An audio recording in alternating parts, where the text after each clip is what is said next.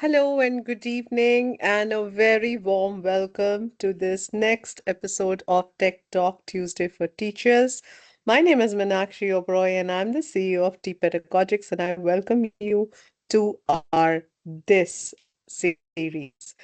Well, today we're going to talk about using AI for deeper learning. And I'm very happy for Steve to be able to join us here and to be able to help me deliver something that's very close to my heart for you. So thank you for joining. And I think today what we are talking about is something very special because I think every teacher makes an attempt to make learning more interesting, more engaging.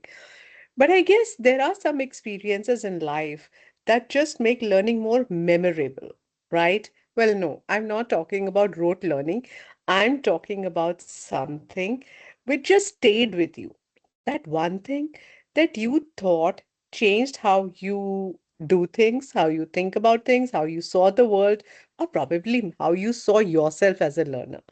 I'm sure each one of us can walk down the memory lane to actually recall that one incident, one way in which we remember our classrooms to be a place of learning. And what are the most unforgettable experiences that you've had? So go ahead and share with us in the chat window in case you remember anything that you had explored, you struggled, you wondered, and you connected ideas and you made meaning of that yourself. Well, what I just said is the heart of deeper learning, and that's what we are talking about today using AI for deeper learning. Today, I think, especially today, we stand at an intersection of education and intelligent technology. We have this extraordinary opportunity on hand, and that is that AI can help us create more of those powerful learning moments for every student every day that we yearn for and aspire to create, not by replacing teachers, not by shortcuts, not by quick fixes or cut and paste of ideas, but I think by amplifying what we as teachers do the best.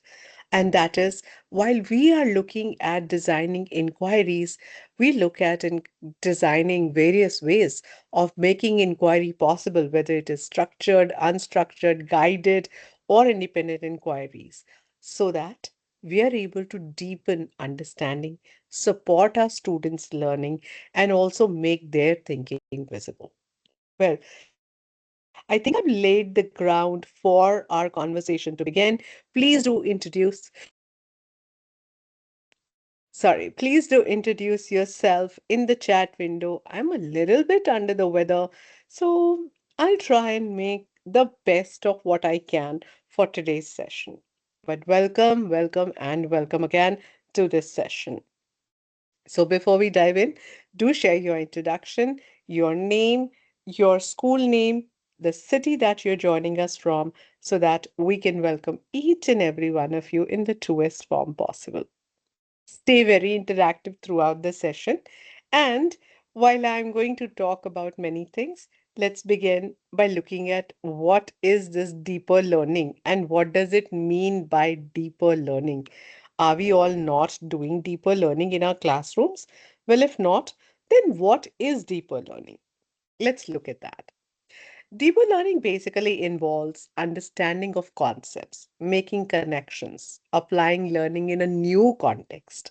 So, when students are analyzing, comparing, and reasoning, and justifying, and designing, and creating, they get to know what was unknown to them. They unpack instead of we analyzing, or us as teachers analyzing, comparing, reasoning, and justifying for them, they do it themselves. That's what the crux of deeper learning is. The focus is on making meaning on my own rather than memorization or rote learning or just knowing about facts. Learning becomes more student driven. It also becomes more inquiry based. It also becomes more reflective by nature. And students are the one who transfer their knowledge to solve actually a real world problem or an unfamiliar situation. So, what we are talking about is somewhere where learning of concepts can have a context, where learning is not just uh, absorbing or consuming information, it is more about delivering what it means uh, by understanding that concept or unpacking that concept. Well, if this is deep learning, then what is it that's happening right now? Well, that's what is called surface learning. When the students recall information and the focus of learning is on remembering facts, procedures, steps, or possibly some isolated bits of information that you have. Students are not really demonstrating what they have understood, but they demonstrate what they know or not yet, which means that the knowledge that they have been able to absorb but not really apply. The emphasis is on accuracy, repetition, and completing the task with just one right answer. Then we are engaging in surface learning, and that's exactly what we do mostly in our classrooms. Learning is mostly, teacher directed, dependent on the information that you are providing to them. Students show short-term understanding. They may not, really relate it to any real life situation. It is incidental if they do. So surface learning will answer questions like, what is it? But deep learning will answer, why does it matter? How can I use it? Surface learning will show retention or, recall. But deep learning will show transfer of knowledge to practical ways. Surface learning completes the task. Deep learning will construct understanding. You see the difference? Surface learning will give you information. Deep learning will build and construct and give you insights. Surface learning leans on probably recall or what you remember. Deep learning will focus on reasoning. You see, there's a huge difference when we put these things like this. There's nothing better than learning happening in the classroom, but I think a fair balance or probably a slight shift will always be welcome. So I'm not saying that surface level learning is not required or it shouldn't happen. Well, it might happen, but let's talk about how can we ensure that while surface learning is happening already, we also dive towards deep learning. Let me give an example. I think surface learning would be like floating on water, that you stay on top of everything and you know what's in the chapter, and you can answer all the questions at the back of the chapter, but you really don't know how to swim. Now, to be able to swim, you need deeper learning because you need to go underwater. Now, to go underwater, you will need to explore, navigate, and also understand what lies beneath. Therefore, surface learning is like tasting a dish, but deep learning is like the recipe and the ingredients and the cooking it yourself. Sometimes, you know what the recipe is, but just like,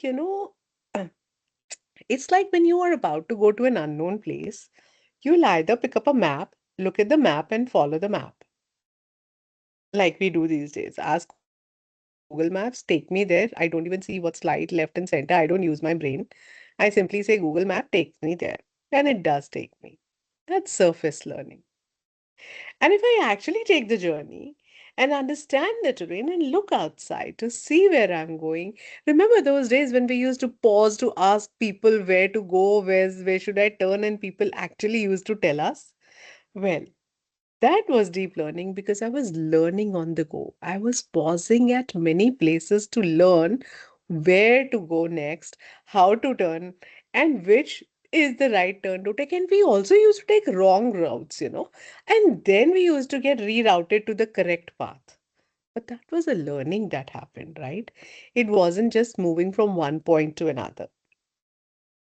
If I take it to a garden, I think looking at plants would be surface learning. But if I understand that the needs of the plants, that is what kind of roots does the plant have? What is the soil that's required? How much water? How much sunlight? Then that's deep learning. I think this is something that we might have also done in class where we would have given students a chance to explore these things. Now, when we give that chance, that's deep learning happening there.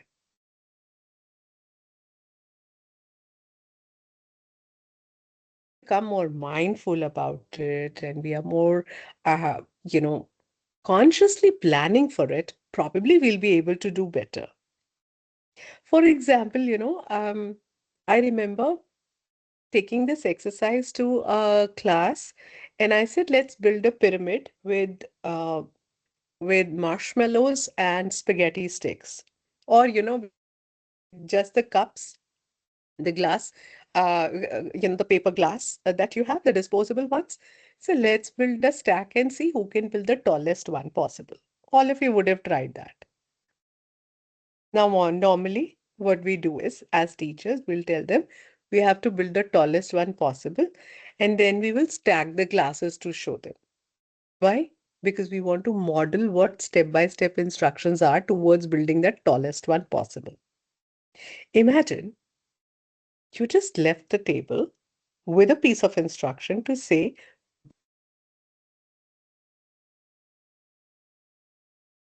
stacking these glasses or anything, okay? What happens? Will the students try stacking?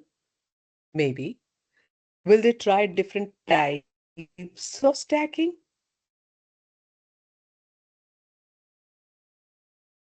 Maybe.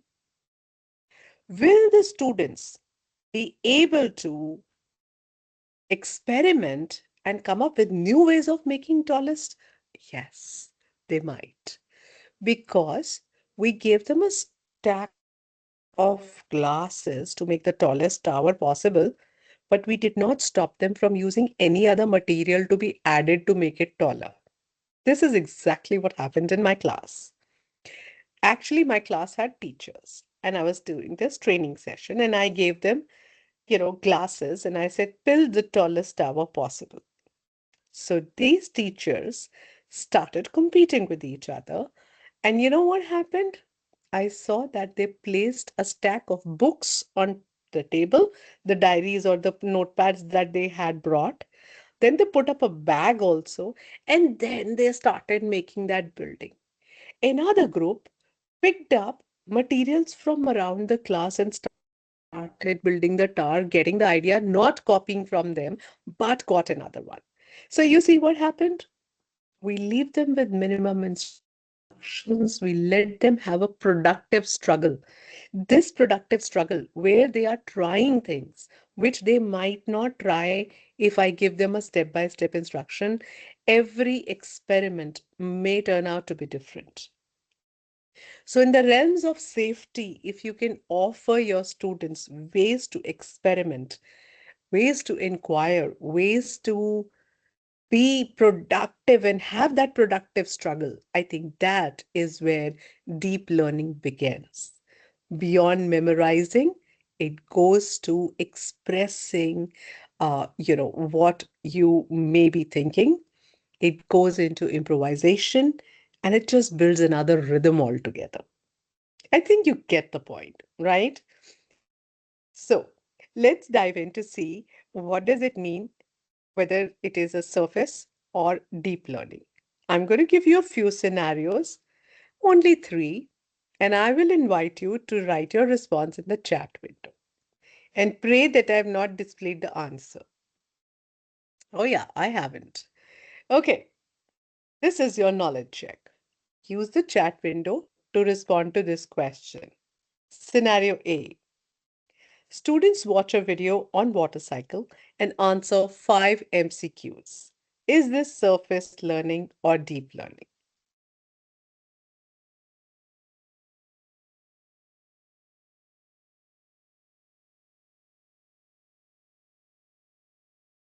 Is this surface learning or deep learning? Students watch a video on water cycle and give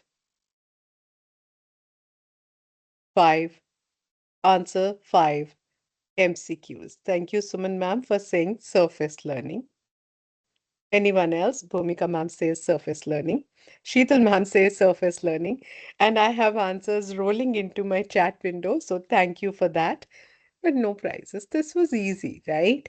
So yes, it was surface learning. Let's take a look at scenario B. Thank you, Dr. Pamela. Scenario B now. Students design a model explaining how climate change impacts water cycle and present solutions to their city. Students design a model explaining how climate change impacts water cycle and present solutions for their city. Immediately, all of you say deep learning. And you're absolutely right. This is what is deep learning. Thank you for those responses. Here's my last one to you. Read well and think well. Students share their perspective on should homework be banned and write an evidence based argument. Students share their perspective on should homework be banned and write evidence based arguments.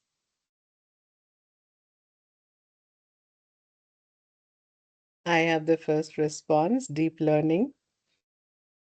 Wonderful. I think we did a great job there. So actually, I'm taking it from you that you have understood what is deep learning and the difference between deep and surface learning. Fantastic. But the problem is how to teach this deep learning skills. I mean, it takes time to even plan for deep learning because there's a lot of thinking that goes in on the part of the teacher. And then there are logistics, and then there's explanation. You know what? I just want to go back over here. Normally, this is a very thin line. It is obviously deep learning. But what happens is when you're introducing this to your students, how do you present it to your students also matters. Students share their perspectives on homework. Should homework be banned? My first question to you will be, do students know what are perspectives? It's a big word. How will you help them understand the word perspectives?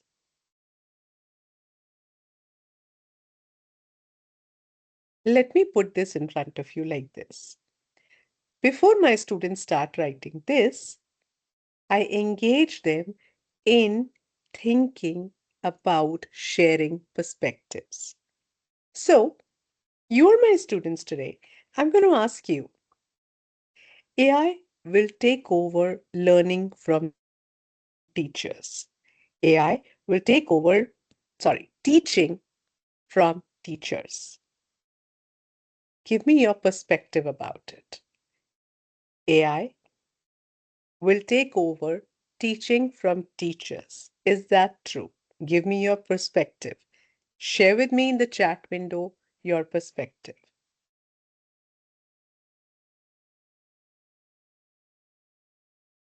AI will take over from teachers teaching in the classroom. Give me your perspective.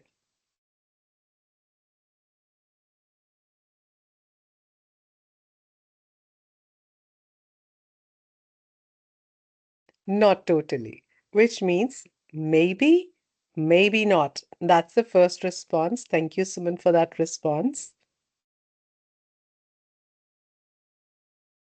AI is there to help teachers, not to take away our jobs. Dr. Pamela just threw in a perspective, right? Suman had thrown in one perspective. Dr. Pamela gave me another one. Bhumika gave me another one, saying, no, really. What I'm trying to do is I'm preparing you. So, what I'm doing over here is I've given you a free go. If I were to explain this as a teacher in the classroom, I normally explain myself. AI will take over teaching from teachers in the classroom because AI can do so many things for us. What can AI do for us?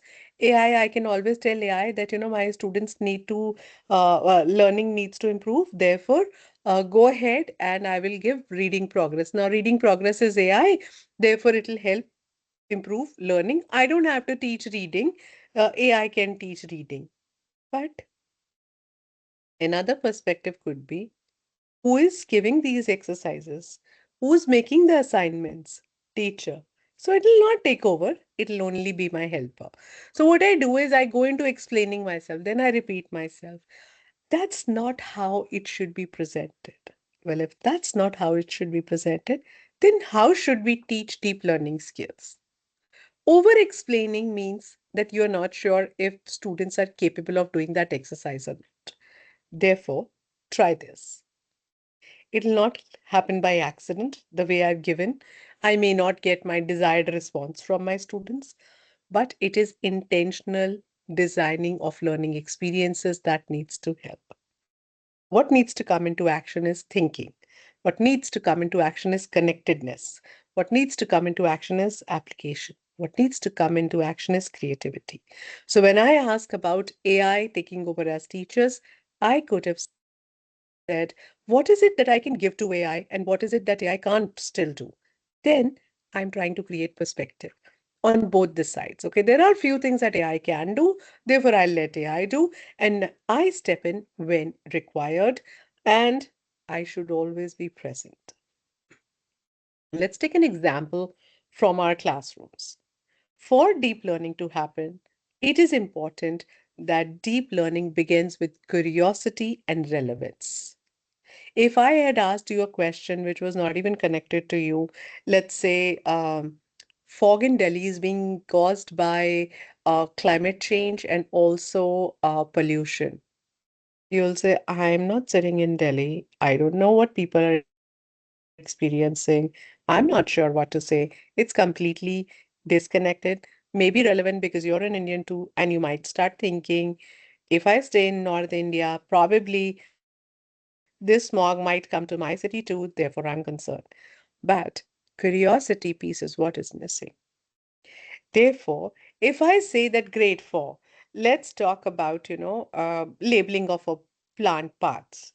Students label the plant parts and write their function. If I ask you, is this surface or deep? It's in your face, it's surface learning, right? How do I build in curiosity here? Now, if I ask them to just label the plants and give me the functions, that is basically recall and no transfers happening. In deep learning, I need to upgrade this. Therefore, I might take help from AI. I may take Microsoft Copilot as my thinking partner and ask exactly, Nidhi ma'am. Labeling is not deep learning, it's just knowing. I might ask my students, explain how each part of the plant helps it survive in general. Now you see how it has shifted? The question now becomes explain how each part of a plant helps it survive in the environment. Give me two examples. Don't tell me all the plant parts. Give me any two. Here, you are bringing down the fears of not knowing. Maybe I know about two, maybe I don't know about all.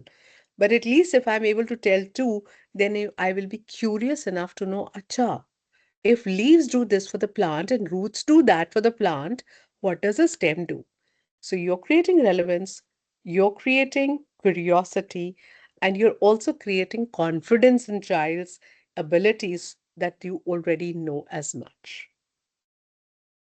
If I go to Copilot, it could have, I could ask my students to go ahead and ask Copilot, explain how each part of the plant survives in extreme environments. Now I'm trying to teach them adaptations.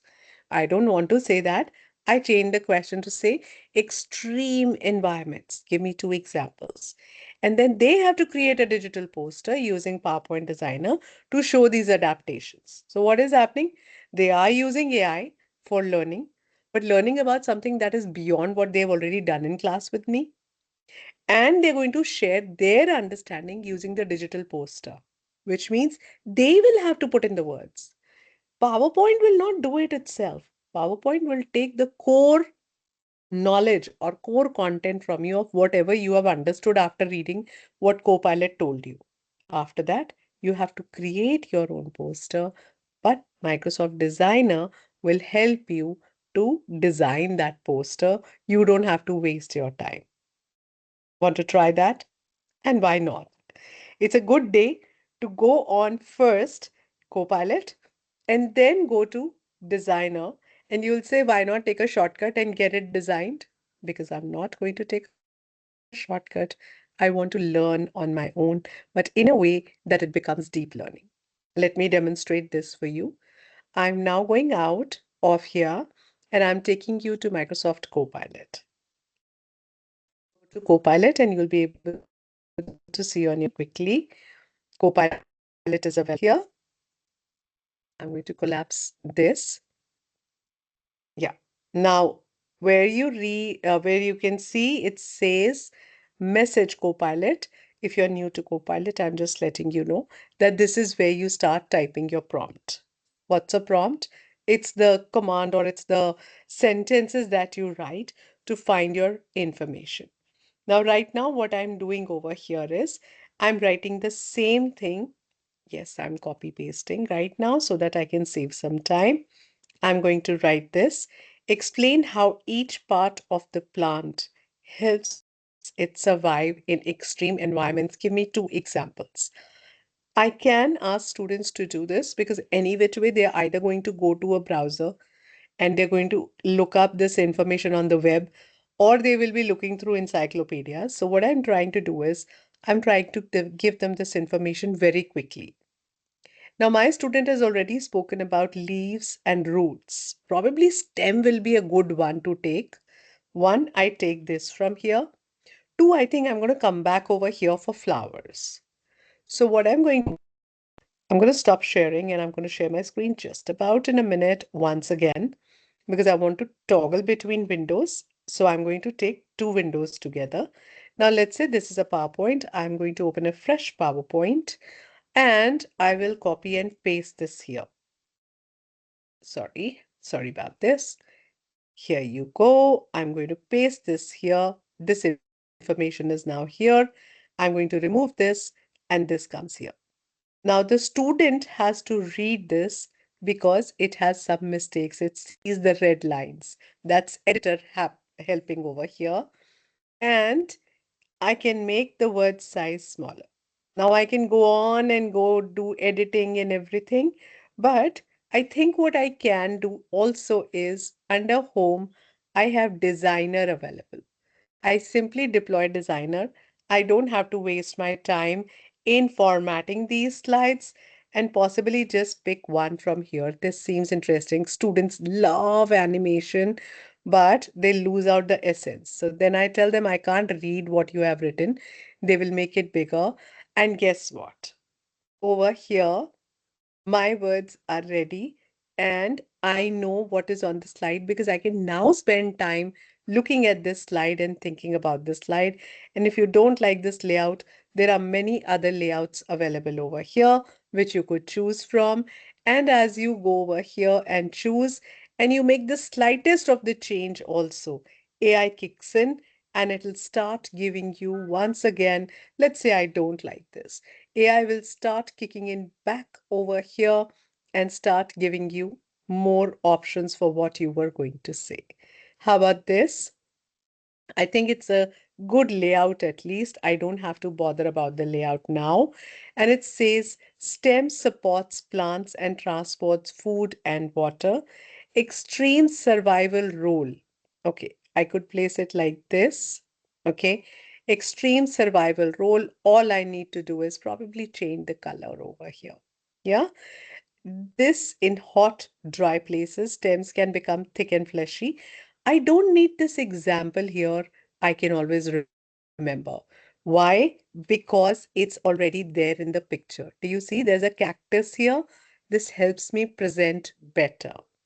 Now over here, I can bring in my slide back in and probably decrease this size a little bit so that this becomes like an extra information. Now, what happened? I saved my time. I read this information. I now have time to actually look at what I'm going to present. Then I go to the slideshow and I rehearse with coach and I wait for my pop-up to come to say rehearse with coach over here. You can see I'm going to rehearse before I start presenting. So I'm going to rehearse now. STEM function. supports the plant and transports food and water. Extreme survival role in hot, dry places. Stems may become thick, um, and now look, it said, do not use too many arms, and fleshy to store water. In cold climates, stems short to avoid wind damage and conserve energy. Now you see over here, it's giving me a feedback that I should be speaking a little faster than I am speaking. When I say escape, then it stops and it gives me a feedback. Now my report is loading up and it's looking at what I have spoken. It says, good job rehearsing, keep up the hard work. Low pitch variation will make your audience lose interest. That's a great feedback. I was talking in such a monotone that you must be bored and you must be thinking, oh, what is she doing? She should be doing it, really fast. Now it says 110. 160 words per minute is recommended range for presentations. Oh, I didn't know that. Now look, that's new information. Yeah.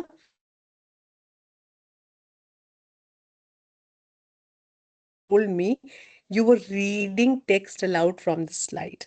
It says you avoided reading because I think I was giving you inputs in between. That's why. Otherwise, it'll also tell me and ask me to be more original. Yeah. So I was adding a lot of variety of word choice because I just spoke in between. But what I'm trying to tell you here is, despite the fact that I tried my level best to be able to give my student deep learning experience, this is not deep learning. AI is being used, but this is not deep learning. This is copy pasting. What I want my students to understand from there and then transfer knowledge. So even with AI, if you feel that we have been able to create an experience, yes, it is an experience, but it's an experience of surface learning. If I were to tell my student to be able to use what he or she found over there, I will say remove all of this. You now have a relevant image to support what you're going to say. Now go ahead and present this information, and I will know that you have understood. That is deep learning. Here, use of technology has happened, use of AI has happened, but till now I've not been able to explain. So if I were to present to you in a deep learning manner, I would say, you know what? I think what I learned in my class was that, STEM support transport of food and water. And what happens in an extreme conditions like, cactuses can store some water, but they normally grow in deserts where you do not have too much water. So these leaves become thick. So where is the stem and what is the role of the stem? If I'm able to explain even about a leaf that, this has become this, and then these leaves have dried out and, they've become thorns, and more into my scientific manner of explaining what has happened here, compare it to a real life situation also to say, when winters come, what happens is we wear a lot of clothes.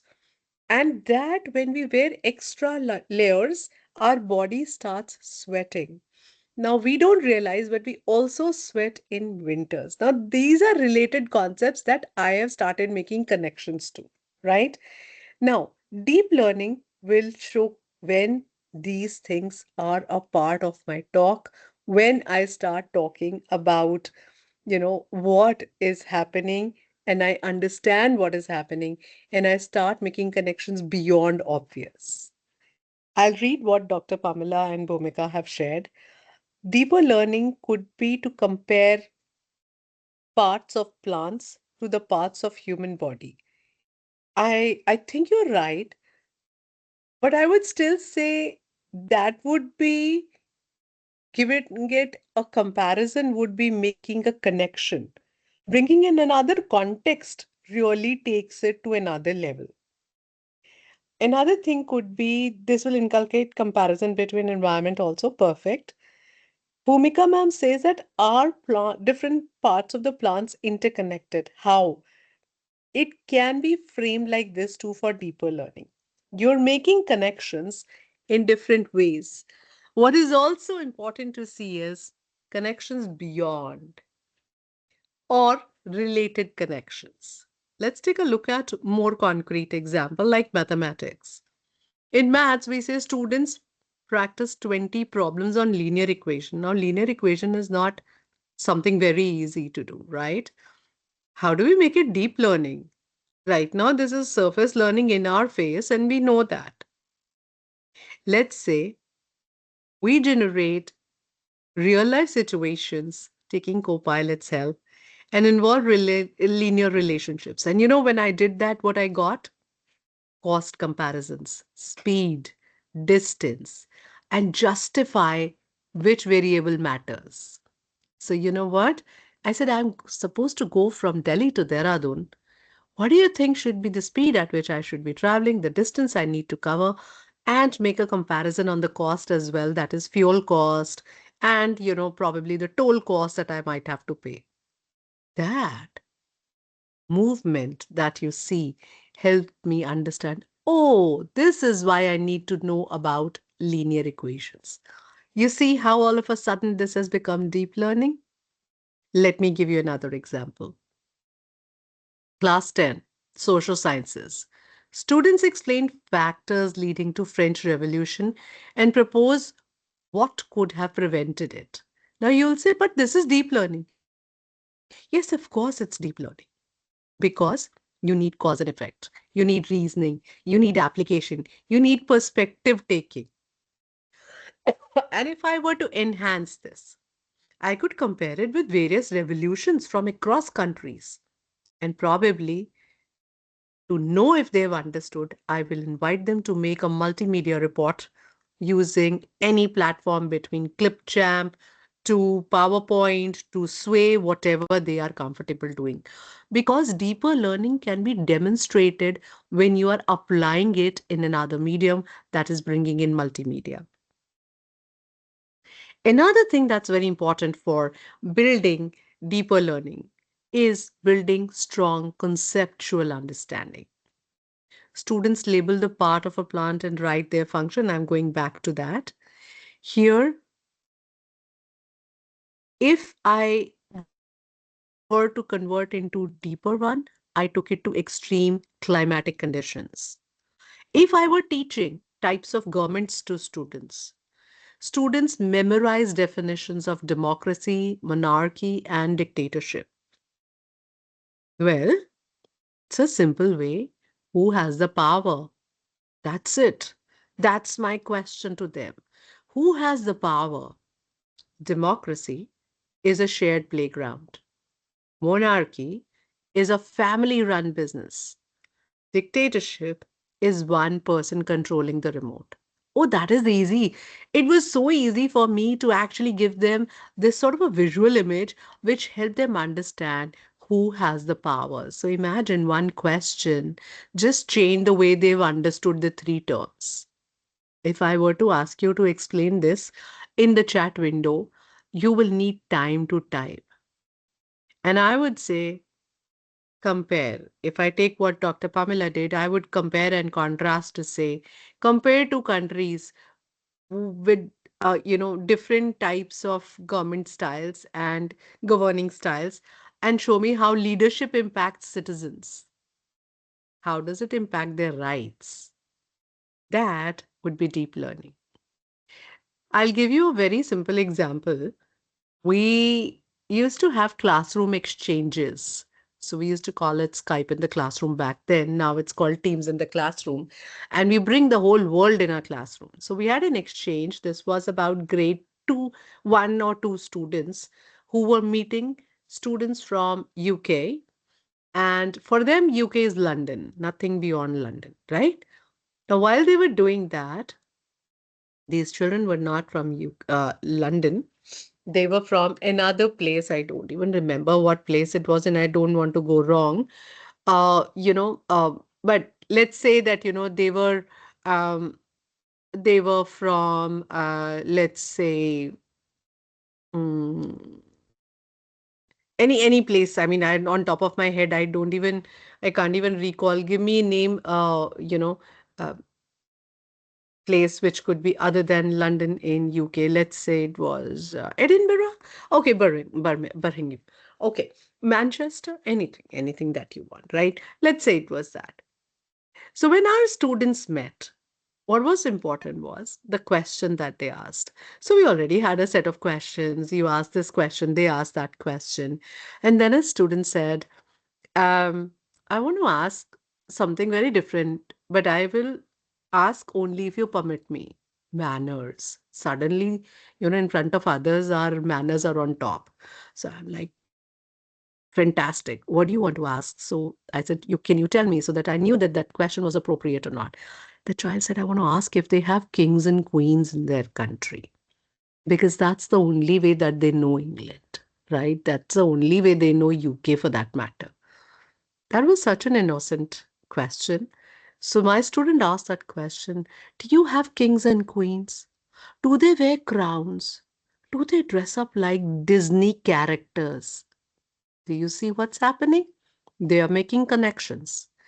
Just one safe question led to many questions and many conversations, and those students actually pulled out many relevant explanations from the other side to understand. Oh, and then the other side asked, do you have kings and queens?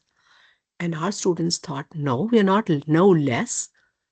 We may have kings and queens. And then they started saying, we had Jhansi ki Rani and we had this king and that queen. Had. Do we really have?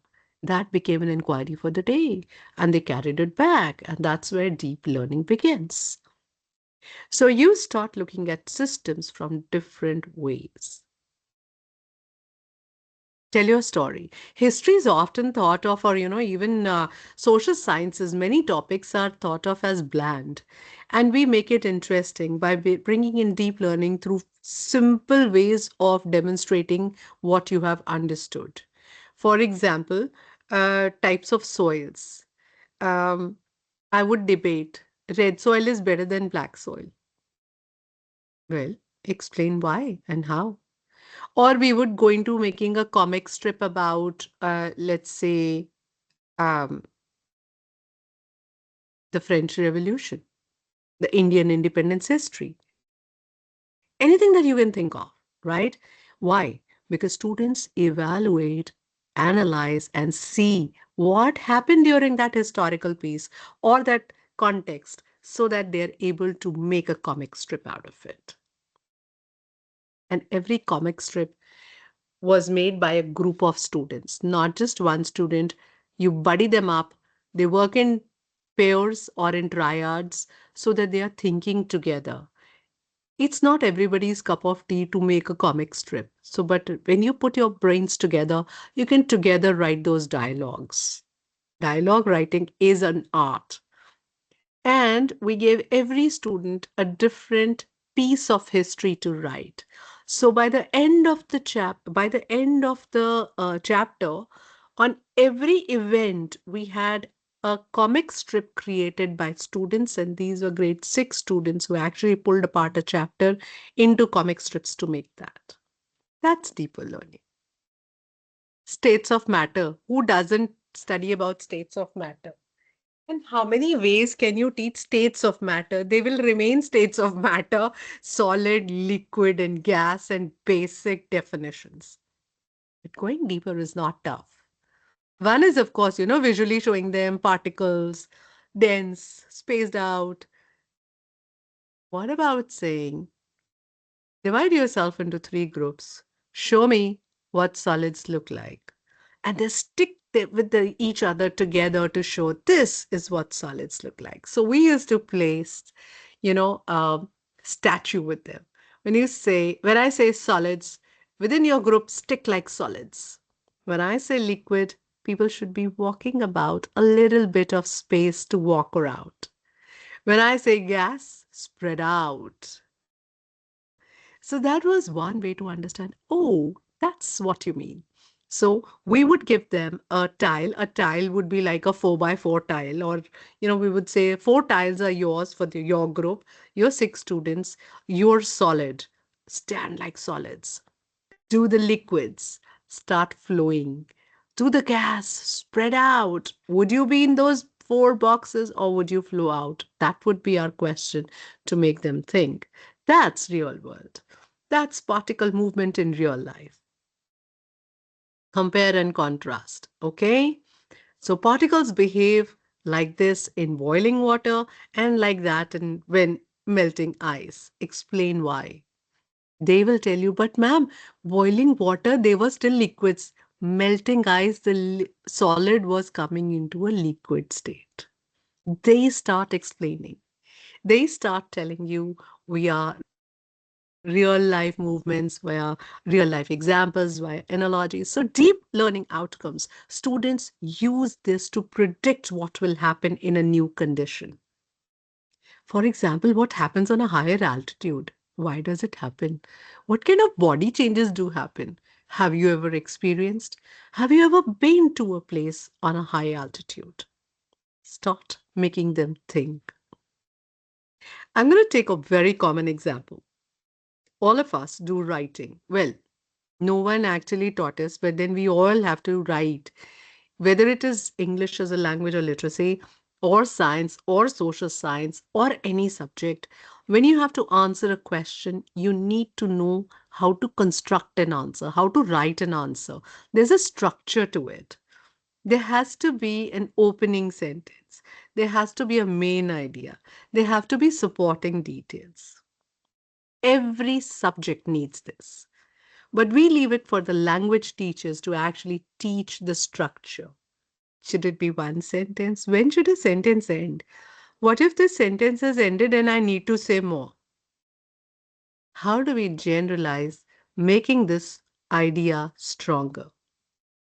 We use graphic organizers. Graphic organizers like this. I've used them intensively in my classroom. We used to put it up on our board to say, let's do the hamburger paragraph. Topic sentence. First of all, they asked you explain water cycle. Talk about water cycle. Then give supporting details because in your sentence, you've given big words like evaporation, condensation, precipitation. I'm saying it in that sequence. Students don't. They say it in a sequence in which they can recall. Therefore, they write it like that. First, condensation, then precipitation, probably evaporation, then precipitation. And the science teacher gets the ick that, oh God, it's not the right sequence, even if they've told me all the information. We need to support their learning by helping them think with graphic organizers because organization of thoughts is very important. Therefore, organize your thoughts using graphic organizers. They really help you streamline your thoughts. Another good way could be think of it like a house. You have the main idea, you know what a water cycle is.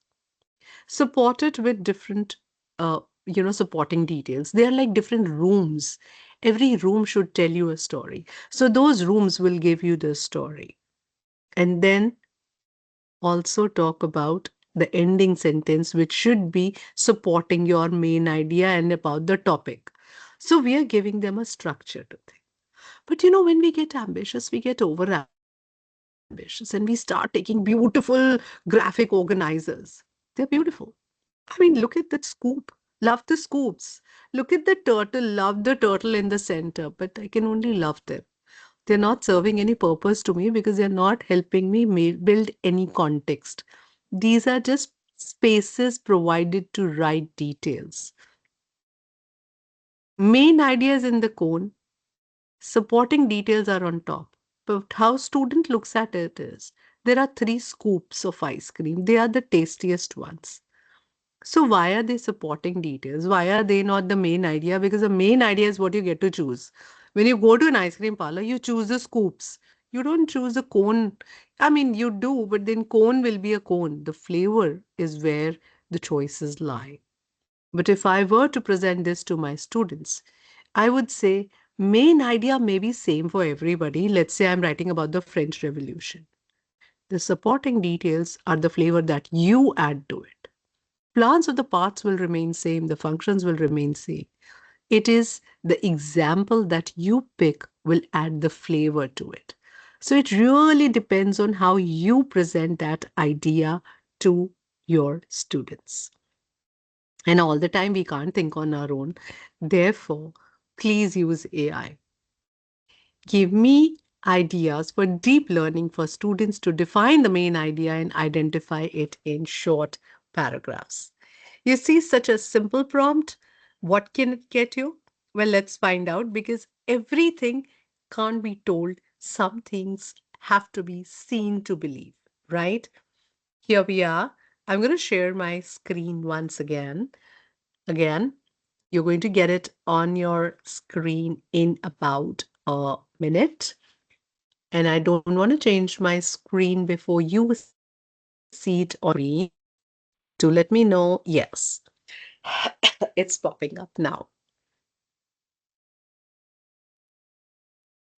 There you go. Now you can see my screen. One very important thing when you're working with any of the generative tools, and I prefer that you work on Microsoft Copilot, you start a new conversation because that topic is not related to this. Therefore, please start a new conversation. I start a new conversation by hitting this button and I paste that over here to say, give me ideas for deep learning.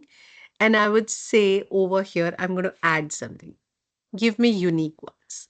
Don't give me the usual ones because I really like unique ideas. Or probably I'll define. Give me 10 unique ideas, not just one. Yes, be demanding because tomorrow you will not have to come back here to read more ideas. In one go, you're getting about 10 ideas. You can keep applying them wherever you go because it'll stay with you, it'll stay on top of your mind. Well, here it is. Main idea detective agency. Hey, that's nice. Students love being detectives. They highlight the cues, repeat words, topic sentences, and concluding sentences. Then they write a case report about it. That is such a beautiful way of presenting information, right? Build a title challenge.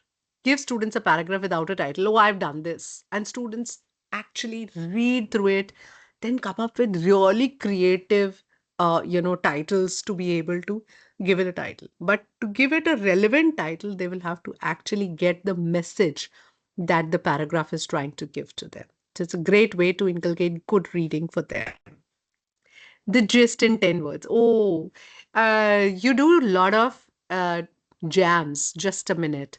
So I give them a minute to speak, and believe you me, they have no idea that a minute is this long. When the minute doesn't get over, they'll keep looking at you. Is the minute over? Do I still need to speak? Because they are not ready for it. Give them time to build and ask them to practice with a timer to be able to speak in a minute. This as a homework is a great practice. Give them a paragraph from the book or what's behind the book. One, they have to answer the questions at the back of the chapter, but it's a great idea to say, give me 10 words that are the most important 10 words. I would say 3 words, 5 words that are the most important words in this paragraph. This is how you help them identify keywords on their own rather than telling them about it. Color code. Green, if it is about the topic. Blue, if it is a supporting detail. Yellow, you just made learning colorful. That's interesting. Main idea versus not the main idea sort. Oh, yeah. They love analyzing somebody's work or, the given paragraph to say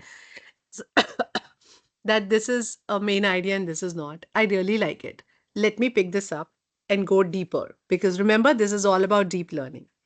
And I will say, draft a paragraph about parts of plants. Look how it stuck with me today.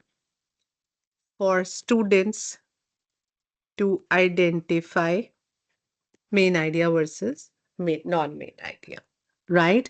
And it'll give me a paragraph. and I send it to my students, and they will identify what's the main idea, where are the supporting details, what's not connected at all, right? And this is how I can engage them in deeper learning and also getting them to read the paragraph which they normally wouldn't. So, what I'm trying to tell you here is deeper learning, I think by now we've established, is a non negotiable now. We're all wanting to engage in deep learning. Deep learning can happen in many ways. There are certain pillars to it, which I have discussed with you today, at least three pillars. One is curiosity and relevance, two is building context for bringing in deep learning, and the third one that I was talking about was about bringing in, a strong conceptual understanding. One thing that we need definitely is to shift from right answers to thinking process. This is my last one to be able to offer to you for deeper learning. There is nothing like a right answer. Thinking processes matter more. Therefore, along with the main idea, possibly you could look at claim evidence reasoning. For example, plants need sunlight to grow. Give me evidence, give me a reasoning, and possibly also have a claim. So the claim is I give them the statement that plants need sunlight to grow, and then they give me an evidence to prove that or a reasoning. In maths, I give them a statement like 3 by 4 is greater than 2 by 3. Very popularly spoken about. Give me evidence. They try to prove it. Give me a reason why you said that, right? So, what I'm trying to tell you over here is throw in ideas and then see deeper learning happening. I hope I've been able to offer you value today through today's session. If you would like to connect with us, or if you feel these will add value to your schools, go ahead and invite us to your campus. We'll be happy to host sessions for your school and be able to help you move further in your search for bringing in deeper learning possible in your classrooms. Many a times I come across where people ask me, I really want to revisit what you spoke about today. Therefore, I'm giving you links to our YouTube channel and other channels where you can stay connected with us, go and watch or revisit these pieces. Also, inviting every school over here and beyond to be a part of our K-12 AI school programs. We have recently been, also our program's success has been recognized by Microsoft leadership team, appreciating the programs that we have brought into education and how we are helping schools across to be able to learn more about AI. To know more, write to us at education@tpedagogics.com. For today's session, you can always take a test and be able to earn the certificate. For today's session, this is a little delayed. I assure you, we will send across the link or share the link next time. But for today, the taking the test is on pause because I'm traveling and because the team is busy. So let me share this with you. Microsoft and us are deeply engaged across the country. We are empowering many states, many government school teachers in states like Delhi, Gujarat, Telangana, Bihar, Madhya Pradesh, and many more to be able to get AI into their classrooms. So currently, we are all hands busy. Currently, I'm sitting in Vadodara and talking to you from Vadodara and bringing you this session. So we try and be there every time, but please help us, pardon us this time. That test will is something that you can take next time. When is this next time? It is on 23rd of December that we will meet you back over here next Tuesday. We will talk about AI and ethical thinking in classroom, and I will share with you amazing stuff that these teachers have been talking about, staying ethical in AI. So, ethical and responsible AI is a part of our charter. We are driving it in every classroom, and I like to speak about it multiple times, at least once a month. I meet you on Tech Talk Tuesday to talk about ethics and responsibility. I'll see you on next Tuesday, 23rd of December. Until then, please do share the feedback. The link has been shared in the chat window. Please do share your feedback. We would love to receive your feedback here. Thank you so much for joining us here. Stay good, stay well, take care, and have a wonderful rest of the week. Thank you. Bye bye.